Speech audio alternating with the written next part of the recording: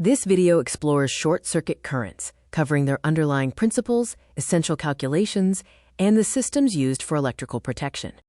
A short circuit is an abnormal connection that bypasses the intended load, creating a path of near-zero resistance. This causes a massive surge of current, leading to risks like equipment damage, overheating, or electrical fires.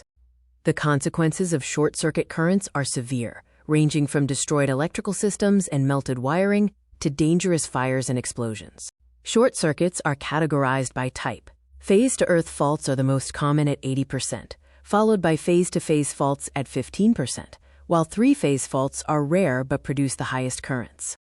Engineers calculate short-circuit current to properly size electrical installations, ensure equipment selection, and maintain protection for property and human life. Calculations distinguish between maximum and minimum short-circuit currents. Maximum current informs equipment braking capacity, while minimum current helps set the sensitivity of the time current protection curves.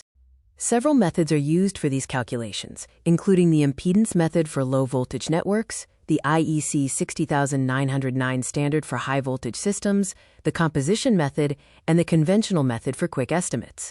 Circuit breakers serve as the primary defense, cutting power instantly to contain faults. Common types include miniature, molded case, and low-voltage power circuit breakers. It is important to distinguish between short-circuit protection and shock protection. Circuit breakers stop massive current surges, while earth leakage breakers are designed to prevent electric shocks. Circuit breakers rely on specialized trip units to function. These units detect abnormal current flow and trigger the mechanical opening of electrical contacts to stop the circuit. Magnetic or electromechanical trip units utilize a solenoid coil. When massive current flows through it, a strong magnetic field is generated, which pulls a mechanism to trip the breaker. Electronic or solid-state trip units use current transformers and microprocessors. They allow for precise settings, such as instantaneous tripping for severe faults or short-time delays for system coordination.